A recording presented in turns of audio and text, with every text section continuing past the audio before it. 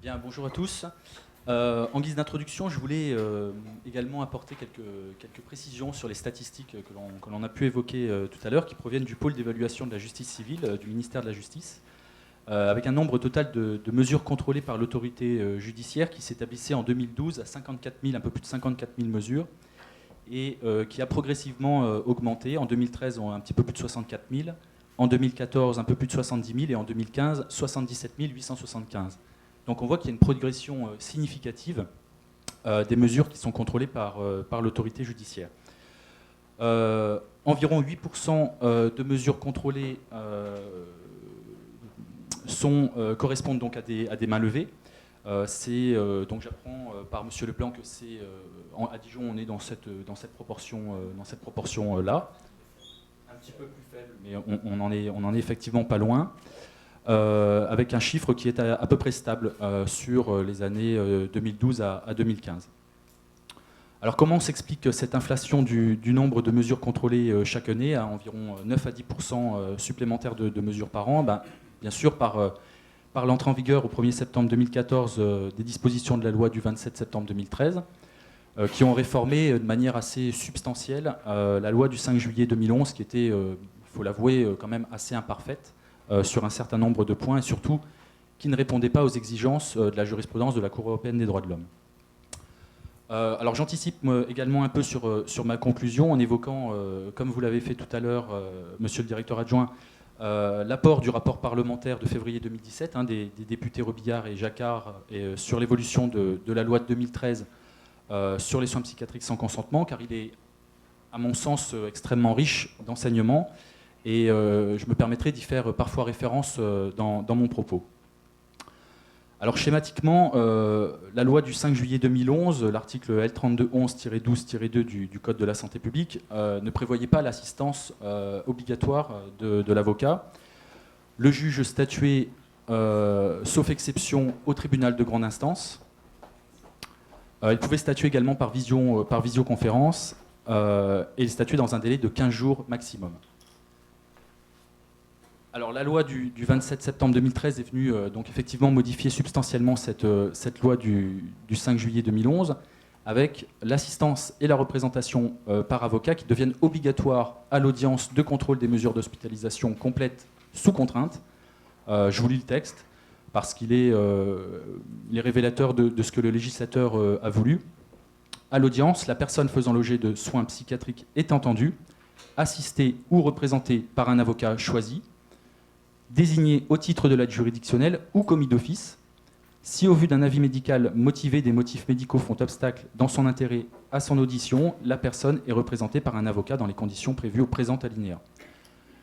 Donc à compter du 1er septembre 2014, on a un contrôle obligatoire des mesures d'hospitalisation complètes, sous contrainte, qui s'effectue dans les 12 jours à compter de l'admission au lieu de 15 jours auparavant, d'où mécaniquement un nombre de mesures contrôlées à titre obligatoire qui s'est effectivement accru. Cette hausse des mesures contrôlées s'explique également peut-être à un moindre niveau par la hausse des saisines opérées par les patients eux-mêmes, donc les saisines facultatives du JLD ou par leur entourage également.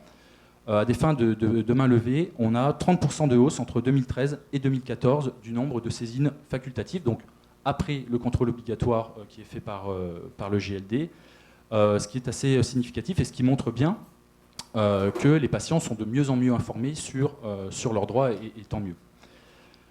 Ça me permet également de rappeler que le droit à l'avocat n'est pas seulement obligatoire, est obligatoire en tout cas au moment du contrôle obligatoire de la mesure, mais il est également garanti à tout stade de l'hospitalisation. C'est-à-dire que le patient peut demander à s'entretenir avec un avocat à tout stade de son hospitalisation, même après le contrôle obligatoire, pour telle ou telle raison qui viendrait à le chagriner, ou notamment pour demander à ce que la main levée soit prononcée après, quelques semaines ou quelques jours après le contrôle obligatoire. Alors il aura fallu donc en passer par plus de 3 décennies de lutte juridique pour rendre obligatoire une information de base des personnes hospitalisées en milieu psychiatrique sans leur consentement.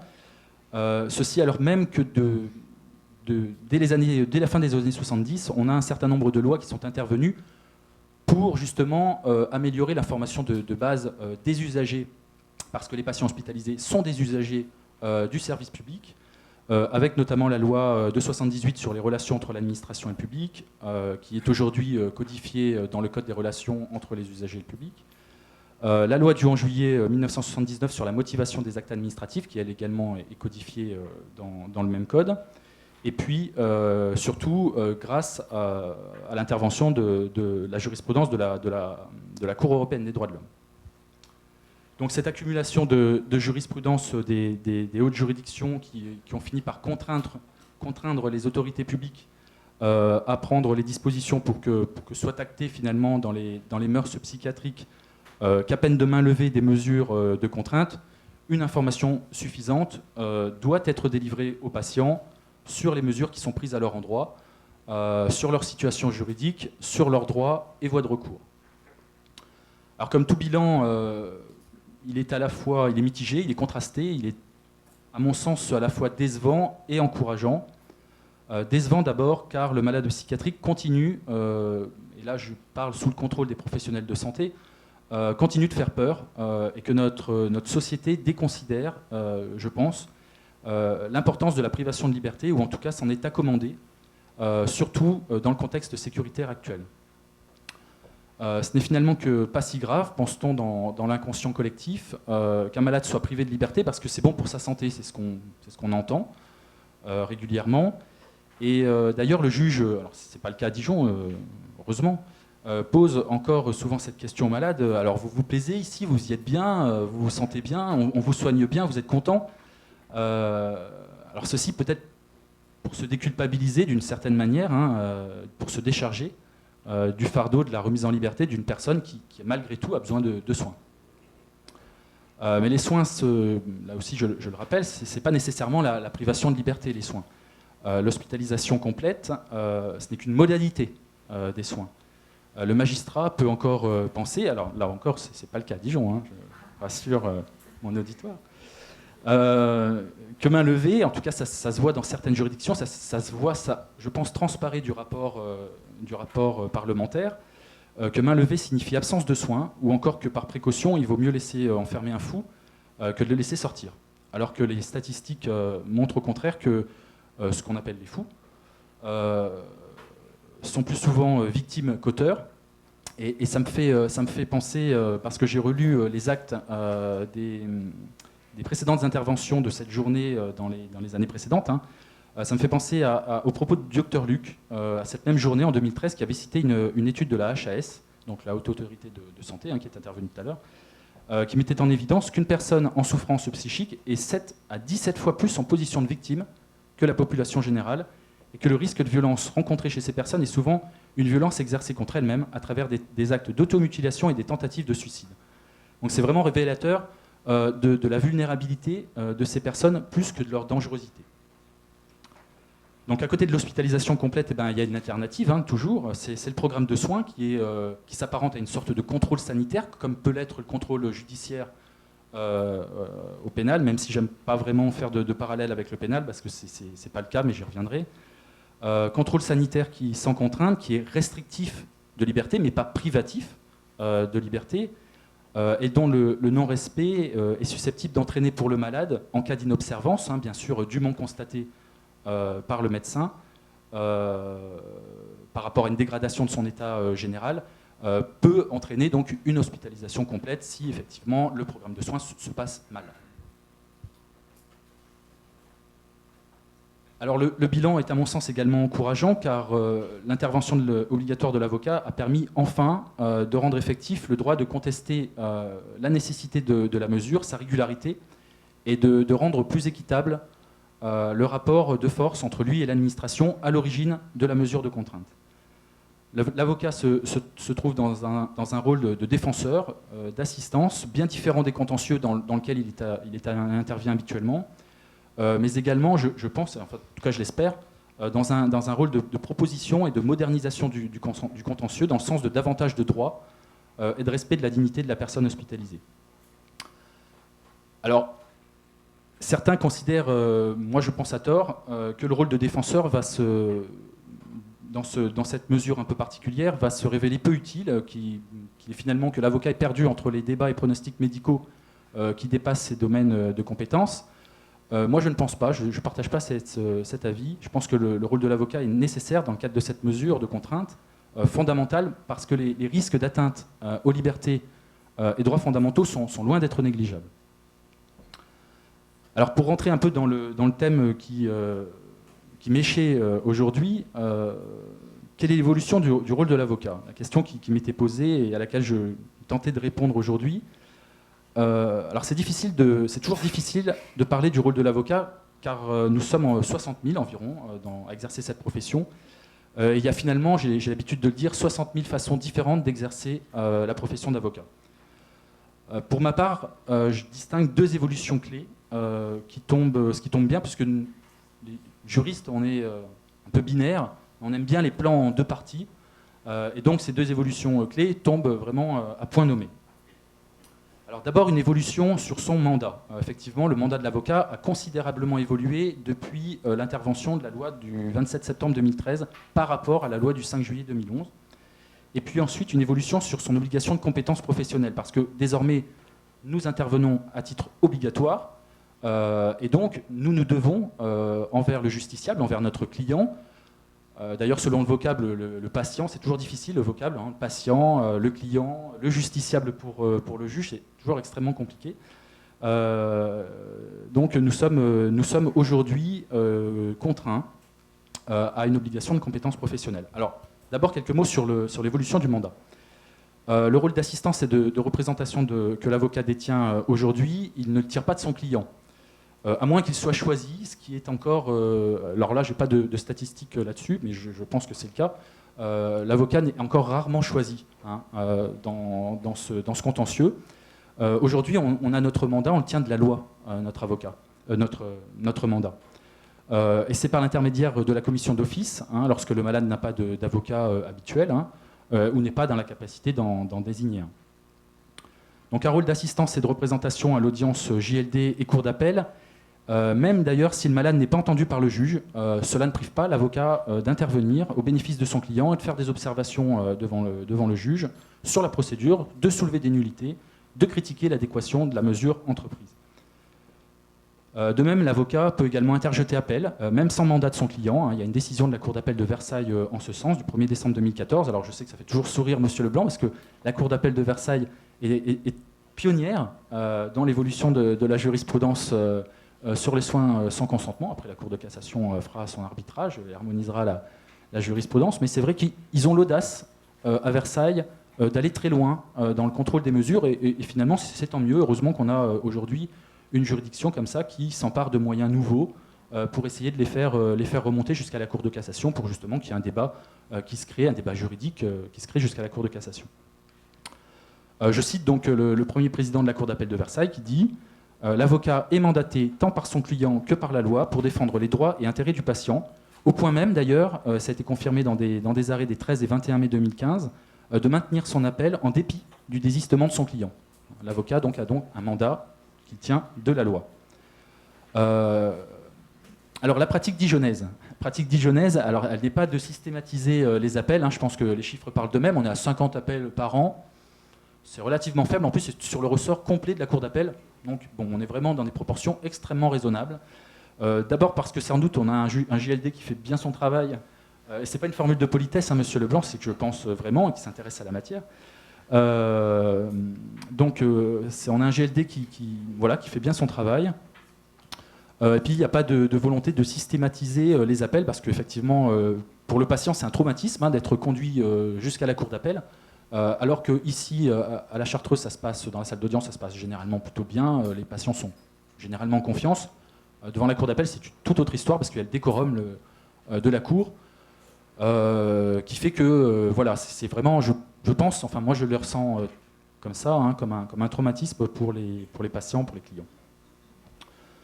Donc on fait appel à Dijon quand le raisonnement du GLD ne nous a pas convaincus, ou si ce qui arrive hein, parfois aussi, ou si le client le demande expressément. Alors pourquoi cette présence obligatoire? Eh bien également pour éviter les pressions qui pourraient être faites par l'établissement sur le patient dans le cadre de la mesure d'hospitalisation, pour établir en quelque sorte une sorte d'équilibre intellectuel entre les forces en présence. Équilibre qui, à mon sens, est primordial et complexe d'ailleurs à mettre en œuvre, car nous sommes en présence de personnes en situation de fragilité, de vulnérabilité, souvent médicamentées d'ailleurs, lors des entretiens, lors des audiences également, bien sûr, et qui ne sont pas en capacité de comprendre les raisons de leur présence souvent dans l'établissement. Et c'est à ce moment-là que la variable liée à la singularité de chaque avocat va jouer. Alors moi, je le dis avec beaucoup de conviction, je fais partie des avocats, mais on est, je pense, divisé sur cette question. Je fais partie des avocats qui pensent que l'avocat n'a pas pour rôle de couvrir les nullités de procédure ou de consentir à une hospitalisation dont le bien fondé est critiquable, sous prétexte que le malade se sent bien dans l'établissement et souhaite y demeurer. C'est, à mon sens, pas ce que la loi a voulu nous confier comme mandat, et ce n'est pas l'esprit de la jurisprudence de la Cour européenne des droits de l'homme. Alors je m'explique. L'avocat n'est pas, d'ailleurs jamais, même dans les matières que l'on a l'habitude de pratiquer, le mandataire servile du client, mais le gardien, en tandem avec le juge, de la bonne application de la réglementation. Alors bien sûr, d'un point de vue déontologique, le contentieux de l'hospitalisation sans consentement, il est très exigeant, puisque face à vous, vous avez donc une personne qui est souvent, par définition, si elle est là, c'est qu'elle a besoin de soins, mais on doit se faire arbitre, quelque part équilibriste, entre l'intérêt du client, dont parfois la vie et la santé peuvent être menacées gravement, et l'intérêt de la loi qui commande que l'on veille à ce que la mesure ne soit pas illégale. Et exercer une défense la plus ardente possible, lorsque la vie du client est menacée, c'est un exercice périlleux, pour lequel d'ailleurs nous ne sommes pas assez formés. Ce que souligne d'ailleurs le rapport parlementaire de février 2017 des députés que je citais tout à l'heure, et où finalement la seule limite, c'est celle de notre conscience individuelle. Et d'ailleurs, le rapport préconise des formations interprofessionnelles entre avocats, magistrats et professionnels de santé pour justement essayer je pense, de trouver une sorte, non pas de terrain d'entente, mais d'échanger sur la manière que l'on a d'appliquer la réglementation. Alors je sais que certains confrères considèrent que défendre, c'est tenter de faire naître une adhésion aux soins lors des entretiens, ou c'est d'omettre délibérément de soulever une exception de procédure car une main levée pourrait conduire à un risque de rupture des soins, mais je ne crois pas que notre rôle soit celui-ci. D'ailleurs, ça serait une défense à la tête du client. Parce que par définition, nous avons en face de nous des gens qui ont besoin de soins, et ne pas soulever pour un tel ou pour un autre une nullité de procédure, ça reviendrait à exercer une défense à géométrie variable, et donc priver la possibilité d'avoir une jurisprudence qui s'harmonise au fil des années également. Donc la mission de l'avocat dans le cadre du contrôle obligatoire d'une mesure d'hospitalisation sans consentement, telle qu'elle a été voulue par le législateur sous l'impulsion de la jurisprudence de la Cour européenne des droits de l'homme, le Conseil constitutionnel n'a rien décidé tout seul, c'est sous l'impulsion de condamnation de la Cour européenne des droits de l'homme que le Conseil constitutionnel a finalement plié en disant que la loi française n'était pas compatible avec les exigences du droit au procès équitable. Et je pense que cette mission, c'est une mission de protection de la liberté individuelle du malade, et non une mission de protection de sa santé. La mission de protection de la santé, c'est au médecin qu'elle échait. Elle incombe exclusivement au corps médical. Donc chacun son travail, finalement. Si main levée il doit y avoir, en dépit de l'intérêt du malade, je sais que de toute façon les procédures peuvent être reprises derrière, mais je sais que c'est à l'avocat qu'on va souvent le reprocher de manière particulièrement des fois injuste, s'il y a des drames qui arrivent parfois après, alors que son rôle c'est d'inviter le juge à faire respecter la loi, loi qui n'a pas été respectée en réalité en amont par l'administration, qui est en réalité la seule blâmable dans ce cas. Alors ce propos me conduit à rebondir sur un chiffre. Ce chiffre, c'est 7%. Il y a 7%, c'est le chiffre moyen en France des mesures sous contrainte qui ne donnent pas lieu au contrôle obligatoire du JLD. C'est-à-dire que les mesures sont levées avant le contrôle par l'administration elle-même. Donc ça signifie que je pense que l'administration a un rôle très important parce qu'elle sait, l'administration, quand une mesure est illégale, hein, quand une mesure ne remplit pas, ne respecte pas toujours, ne rentre pas toujours dans les clous, parce qu'il y a des moyens de procédure qui sont, on va dire, un peu tarte à la crème.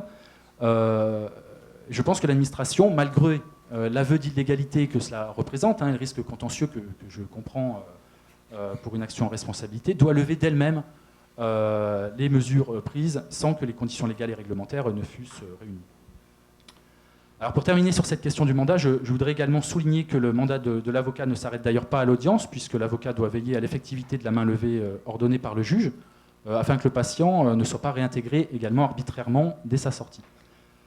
Et mandat légal également ne signifie pas blanc-seing. L'avocat ne saurait aller au-delà de ce que la loi lui a confié comme rôle, c'est-à-dire faire un pourvoi en cassation, par exemple, c'est pas du tout le propos, c'est une mesure, c'est un recours extraordinaire qui n'est pas prévu par la loi. C'est pas non plus introduire de recours en responsabilité sans avoir, bien sûr, avoir pu en discuter avec le client. On est là dans un rôle de conseil et pas du tout dans le rôle qui nous est dévolu par la loi. Alors ensuite, sur sa compétence professionnelle, l'avocat intervenant dans cette matière technique a vu son rôle évoluer avec l'unification du contentieux et l'évolution de la jurisprudence. Donc son rôle est de veiller à minima tant à la régularité de la procédure qu'à l'adéquation de la mesure de l'hospitalisation complète. Alors l'Ordre des avocats œuvre pour que des formations soient organisées à notre destination, hein, il y en a régulièrement. Cette obligation de compétence professionnelle, elle n'est pas unilatérale. Hein. Il est important que les autres acteurs intervenant dans cette matière spécifique soient également parfaitement formés.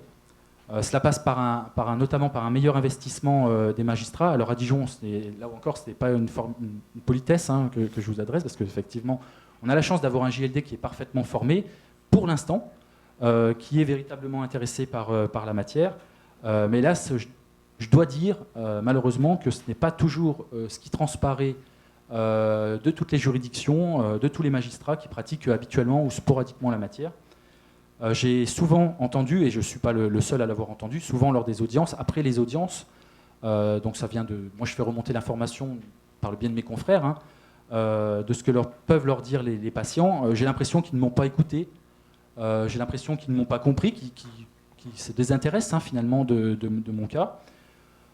L'idée, ce n'est pas de stigmatiser telle ou telle juridiction, car le rapport parlementaire de février 2017 met en évidence une carence hein, dans l'investissement parfois de certains magistrats dans cette matière, qui est encore vue comme une matière, hélas, de seconde zone, hein, un contentieux de masse, sans enjeu particulier, alors qu'on a affaire à des situations en situation de vulnérabilité, qui sont privées de leur liberté, et ça, c'est fondamental. Même observation s'agissant du parquet, qui est le grand absent du contentieux de l'admission sous contrainte en soins psychiatriques. Hein. C'est vrai qu'on a très peu d'avis du ministère public sur l'utilité des mesures. Il se range souvent un peu fébrilement à l'avis qui peut émaner des médecins. Alors je veux bien entendre que ce contentieux, c'est ce que disait tout à l'heure monsieur le Premier Président, je crois, que traiter ce contentieux correctement passe par des moyens humains et matériels supplémentaires, mais ce contentieux, encore une fois, ce n'est pas un contentieux de seconde zone. Il y a un véritable enjeu, c'est finalement, quelque part, c'est le reflet de notre société, à l'instar de ce qui se fait en droit pénal, hein, pour la garde à vue, par exemple. Une bonne information des droits, c'est fondamental. Je voudrais également souligner qu'il est du rôle croissant de l'avocat de s'élever contre la banalisation. Vous en parliez tout à l'heure du recours aux procédures d'urgence. C'est vrai que nous aussi, on l'a constaté. Il y a une vraie banalisation du recours aux procédures d'urgence, une tendance qui était déjà observable a priori d'après les statistiques à partir de 2011 et qui s'est installée dans le paysage du soin sans consentement. Alors l'admission en soins pour péril imminent, qui est une nouveauté introduite dans la loi de juillet 2011 hein, sous cette forme, hein, pour la prise en charge des personnes isolées. Hein, normalement, le soin pour péril imminent, c'est pour les personnes isolées. On n'a pas de tiers demandeurs. Ça concerne un patient en soins sans consentement sur 5. Donc c'est pas rien. Alors que c'est une procédure qui est effectivement très subsidiaire, dérogatoire. Le péril imminent, ça doit être lié à la santé de la personne. C'est pas pour pallier à la réticence des tiers d'être à l'origine de la mesure, hein, c'est pas ça. C'est pas non plus pour désengorger les services d'urgence. C'est pas ça le péril imminent. Il faut véritablement qu'il y ait un vrai risque, effectivement, pour l'intégrité du malade qui soit caractérisé.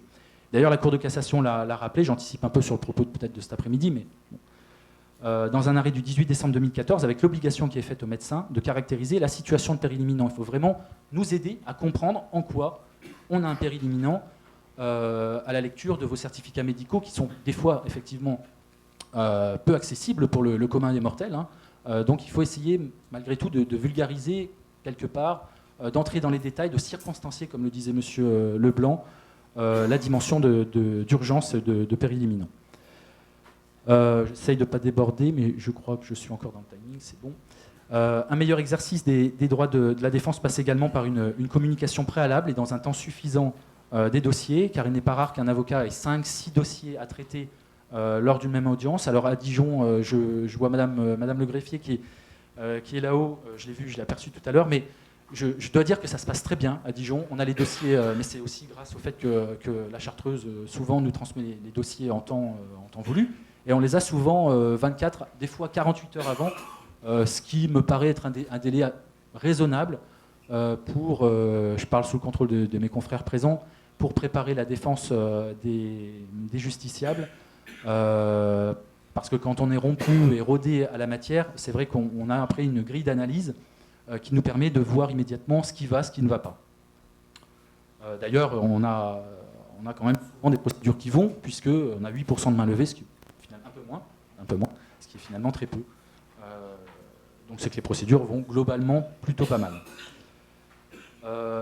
Alors s'agissant un rapide panorama des moyens invocables, alors c'est impossible en 30 minutes d'être exhaustif, mais il y a une grille effectivement minimale d'analyse sur laquelle le rôle de l'avocat est décisif, surtout depuis l'intervention de l'arrêt de la Cour de cassation du 19 octobre 2016, cet arrêt qui indique malheureusement, je vous lis également l'attendu de principe, alors attendu c'est à peine d'irrecevabilité prononcée d'office, aucune irrégularité de la procédure de soins psychiatriques sans consentement, antérieure à une audience à l'issue de laquelle le juge de liberté et de les détentions se prononce sur la mesure, ne peut être soulevée lors d'une instance ultérieure devant ce même juge. Alors c'est une sorte de purge par l'audience de contrôle obligatoire de la mesure, une sorte de purge des moyens d'illégalité externe, donc qui pourrait être soulevée dans une audience ultérieure, dans une saisine facultative du JLD. Donc c'est une purge qui est implacable, et puisque donc une saisine facultative ultérieure sera ipso facto limitée à un seul examen de la proportionnalité de la mesure d'hospitalisation complète. Et c'est une jurisprudence qui, à mon sens, est très malvenue, car on glisse progressivement, et je pense qu'on en a eu la confirmation tout à l'heure par monsieur le procureur général, dans un contentieux pénal, alors que nous sommes bien dans un contentieux civil. Nous sommes bien en procédure civile, ce qui fait que nous devrions être notamment en mesure de soulever ces moyens d'irrégularité à tout moment, donc que ce soit devant la cour d'appel s'ils n'ont pas été soulevés en première instance, mais également lors d'une saisine facultative du JLD. Alors, je me souviens d'ailleurs de débats un peu houleux avec le parquet général lors de certaines audiences où on me reprochait de soulever des irrégularités qui n'avaient pas été soulevées, alors que moi je n'intervenais pas, par exemple, devant le JLD en première instance. Donc je pense que ce glissement nuit à la liberté individuelle, car il est susceptible de faire perdurer une mesure illégale, faire perdurer dans le temps une mesure illégale, au prétexte qu'elle a déjà été examinée une première fois par le JLD. C'est à mon sens pas satisfaisant. Alors je précise qu'en tout état de cause, il y a un autre arrêt du 13 octobre 2016 de la Cour de cassation qui dit que quand le juge entend soulever d'office cette purge des moyens, il doit soumettre en tout état de cause au contradictoire cette action qu'il compte soulever, les recevabilités qu'il compte soulever. Pardon. Alors quelques moyens, sans entrer trop dans les détails, sur la légalité externe de la décision, c'est-à-dire tout ce qui représente en fait la régularité formelle, la régularité procédurale de la décision. La régularité formelle, c'est la garantie des libertés publiques. C'est la droiture intellectuelle, et je partage tout à fait ce que disait M. Leblanc tout à l'heure, c'est fondamental qu'un certain nombre de garanties procédurales et de formes soient respectées. La compétence de l'auteur de l'acte, elle doit toujours être examinée par les avocats. Elle est incontournable. Hein, si délégation de compétence il doit y avoir, elle doit répondre aux exigences de la jurisprudence administrative sur ce point. Je n'entre pas dans les détails. Mais je vous renvoie, pour ceux que ça intéresse, là aussi un arrêt de la Cour de cassation du 28 mai 2015 qui dispense le JLD de rechercher d'office les vices de forme. Alors la question reste ouverte sur la compétence, parce qu'en droit administratif, la compétence est un moyen d'ordre public que le juge soulève d'office, hein, qu'il vérifie d'office. Ce n'est pas le cas, a priori, sauf si ma jurisprudence n'est pas totalement à jour. Je n'ai pas vu d'autres jurisprudences là-dessus. Donc, pour le moment, la question reste ouverte. Est-ce que c'est de l'office du JLD de soulever d'office l'exception d'incompétence? Peut-être, peut-être pas, à la Cour de cassation d'y répondre. La motivation de la décision, effectivement, M. Leblanc en a parlé tout à l'heure, elle doit être également contrôlée vérifiée hein, par l'avocat. Alors, soit elle est apparente dans la décision, ce qui est rare aujourd'hui, soit il peut s'agir d'une motivation par référence, qui est aujourd'hui la pratique courante, mais à ce moment-là, les certificats médicaux doivent être joints à la décision et le décisionnaire doit, selon la formule consacrée, s'approprier le contenu de ces certificats. Alors concrètement, aujourd'hui, les établissements de santé ont mis en place des formulaires types où il y a cette formule type dont je m'approprie le contenu. Alors, cette formule, elle est discutable car l'appropriation du contenu suppose plus qu'une formule stéréotypée, à mon sens, hein, mais une véritable traduction de ce qui est exprimé dans les certificats médicaux, qui relève souvent, je le disais tout à l'heure, du vocabulaire purement médical qui est peu accessible pour les destinataires des décisions, parce que la motivation, c'est à la base pour le destinataire de la décision, c'est-à-dire pour le malade, mais également peu accessible pour les avocats et pour le juge. Parfois. Donc pour les soins, pareil, à la demande du représentant de l'État, il doit y avoir un exposé précis des motifs de fait hein, effectivement, sur la question de l'atteinte grave à l'ordre public ou du risque d'atteinte à la sûreté des personnes. L'avocat doit également contrôler si son client s'est vu notifier ses droits. Alors cependant, là aussi, il y a un arrêt de la Cour de cassation du 15 janvier 2015 qui a estimé que le défaut d'information sur les droits du patient qui subit une mesure de soins psychiatriques sans consentement affecte d'illégalité l'exécution de la mesure et pas la mesure elle-même au niveau du processus de prise de décision. Donc finalement, on a un défaut d'information du patient sur ses droits qui n'est pas une illégalité susceptible de provoquer l'annulation, la main levée de cette mesure elle-même, mais une illégalité qui affecte uniquement l'exécution de la mesure. Alors là aussi, on a une décision qui est tout à fait critiquable. Peut-être que la Cour de cassation veut endiguer le flux de contentieux, parce que c'est vrai que c'est un contentieux où il y a beaucoup de demandes, de plus en plus, comme on l'a vu. Mais ce n'est pas satisfaisant, puisque la notification des droits aux patients, aux personnes concernées par les mesures de contrainte, à mon sens, elle doit être absolue et le rester. Et surtout, elle est contraire à l'esprit de la loi qui est de renforcer les droits des personnes et pas de les conditionner à la démonstration d'un éventuel grief, hein, d'un grief supplémentaire. Alors il ne faut pas confondre non plus la notification de la décision elle-même qui doit être faite au patient avec la notification de ses droits. Ce sont deux choses différentes. L'une est sanctionnée ipso facto, c'est-à-dire le défaut de notification des décisions. Par contre, la défaut de notification des droits, la Cour de cassation passe allègrement sur cette question. L'avocat doit également vérifier la prise en compte des observations de son client. Le texte ne renvoie qu'à la décision de maintien des soins prise à son encontre, mais il existe une obligation générale. J'essaie de faire passer ce moyen depuis plusieurs mois, mais M. Leblanc ne l'entend pas ainsi. Une obligation d'information générale du patient sur toute décision qui le concerne, toute décision défavorable. Hein, la mesure d'hospitalisation sous contrainte est par définition une décision qui est attentatoire aux libertés, qui est défavorable à son destinataire. Et ça, c'est un principe qui est un principe général du droit, qui est consacré par la jurisprudence administrative, qui est un principe qui est consacré depuis de nombreuses années, de nombreuses décennies même. Et la Cour de cassation l'a admis pour la décision préfectorale d'admission, un arrêt du 18 juin 2014. J'espère que j'anticipe pas trop sur le propos des uns et des autres. Certaines juridictions admettent ce moyen au niveau de la décision d'admission, un arrêt de la Cour d'appel de Limoges du 24 avril 2015, au visa justement de la loi du 12 avril 2000, qui est devenu l'article L121-1 du Code des relations entre les usagers et l'administration. Peut-être une petite chose également pratico-pratique, le respect du contradictoire implique également que le patient puisse avoir accès à son dossier, et pas seulement que l'avocat ait accès à son dossier. Et nous, avocats, je pense que systématiquement, en tout cas moi c'est ce que j'ai pu remarquer, lors des entretiens avec les clients, la pratique montre qu'ils découvrent le contenu des certificats médicaux. Ça serait peut-être bien qu'ils arrivent avec leur dossier sous le bras pour qu'ils puissent déjà l'avoir lu, parce que c'est vrai que quand on leur fait lecture des certificats médicaux, ils découvrent souvent, ou alors ils ne se rappellent plus peut-être ils ne s'en rappellent plus alors à ce moment-là, mais c'est vrai que souvent, moi j'ai peu d'informations là-dessus. Pardon ? Ils ont la copie systématique. D'accord, alors je l'ignorais. Alors moi, j'ai jamais de patient qui est venu avec. Alors ils l'ont oublié dans leur chambre. Dont acte alors. Sur la légalité interne, quelques mots rapides également. Le rôle de l'avocat, il est limité à vérifier le détournement de pouvoir qui pourrait intervenir lorsqu'un établissement réadmet immédiatement un patient à la suite d'une main levée alors que la mesure n'était pas proportionnée à son état de santé. L'erreur de fait qui est surtout valable pour les décisions qui sont prises par le représentant de l'État sur la caractérisation de l'atteinte à l'ordre public, à la sûreté des personnes.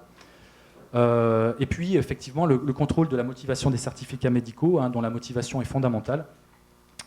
Pour rappel, la Cour européenne des droits de l'homme, c'est pas nouveau non plus, c'est un arrêt du 24 octobre de 1979, a fixé très tôt les conditions qui permettent de priver une personne de sa liberté en raison de troubles mentaux.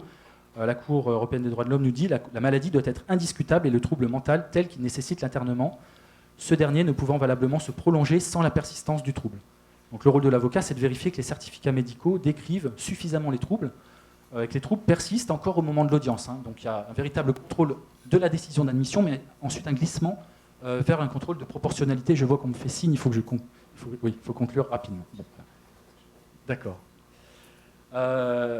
Donc encore une fois, les troubles effectivement constatés doivent être nécessaires, adaptés, proportionnés. C'est d'ailleurs une reprise, le législateur n'a rien inventé, c'est la jurisprudence du Conseil d'État là-dessus qui a été reprise sur les mesures de police, aux troubles du malade. Et c'est grâce à l'avis motivé qu'on peut se faire une idée sur la pertinence du maintien en hospitalisation complète. Alors pour conclure, quel sera le rôle de l'avocat de demain ? Je vais essayer de rebondir très rapidement également sur ce qui a été dit avant moi. Je pense qu'il faut continuer en tandem avec les magistrats à faire évoluer ce contentieux pour qu'on leur rentre véritablement dans la psychiatrie du XXIe siècle. C'est ce qu'on nous invite à faire, je pense, avec ces lois successives. L'accroissement des garanties va en faveur d'une économie du contentieux, j'en suis convaincu. Mieux les patients sont informés, moins les justiciables sont nombreux. Je pense qu'on pourra peut-être avoir un contentieux qui n'explose pas, à condition que les patients soient parfaitement informés, notamment en ce qui concerne les saisines facultatives du JLD. Le contentieux de demain, c'est également celui, je pense, du recours à la contention et à l'isolement, qui est en train d'émerger. Il y a un arrêt pareil de la Cour d'appel de Versailles sur ce thème, qui est très intéressant, du 24 octobre 2016, dans lequel le premier président a procédé à une main levée pour une mesure d'isolement qui n'était pas justifiée par l'établissement d'accueil, avec d'ailleurs un beau renversement de la charge de la preuve, puisque c'est à l'établissement d'accueil de prouver que la mesure était bien proportionnée aux soins et pas aux malades de faire la démonstration que la mesure n'est pas proportionnée. Il y a une circulaire également du 29 mars 2017 sur cette question, sur le recours à l'isolement et à la contention, qui est extrêmement intéressante et qui prévoit pareil une grille à destination des professionnels de santé pour essayer de les aider à avoir des pratiques professionnelles qui sont meilleures que celles qui ont pu l'être par le passé. L'aide juridictionnelle totale, je suis évidemment pour tous, je suis aide juridictionnelle totale. Attention, il faut préciser, parce que l'aide juridictionnelle peut être partielle, et à ce moment-là, les honoraires complémentaires de l'avocat peuvent être dus. Donc je suis évidemment d'accord, comme ça se fait d'ailleurs en garde à vue. Les interventions des avocats en garde à vue sont prises en charge de manière complète. Sauf qu'effectivement, il faut garder quand même à raison que, heureusement que le taux d'unité de valeur et puis de l'aide juridictionnelle a été revalorisé, parce qu'on ne peut pas parler de rémunération de l'avocat, Monsieur Leblanc, on peut parler d'indemnisation de l'avocat, parce que quand il faut se déplacer à Semur en Ossois, vous imaginez bien que ce n'est pas les mêmes contraintes pour un avocat que de se déplacer au CHS, d'où la mutualisation des salles d'audience. Ça me paraît ça me paraît très génial, hein. Mais effectivement, ça comporte des contraintes extrêmement exigeantes pour les malades, j'en conviens, hein, j'en conviens tout à fait. Mais c'est vrai que pour l'avocat, c'est quasiment une demi-journée de travail de perdu, et si on a un dossier à Saumur en Haute-Soie, la rémunération dédommage à peine le coût de l'intervention de l'avocat. Mais on le fait, c'est dans notre serment, donc on le fait, on va à Saumur en Haute-Soie, même s'il y a un dossier à faire, peu importe, il faut le faire, et donc on est présent pour le faire. Et dernier point, si les patients étrangers. Les patients étrangers, très rapidement, il y a des établissements qui donnent à l'intention des patients étrangers des formulaires types dans lesquels les droits sont recensés en plusieurs langues, à l'image d'ailleurs de ce qui se fait en garde à vue. Voilà, c'est peut-être une piste d'amélioration également que vous pourriez avoir. Je vous remercie.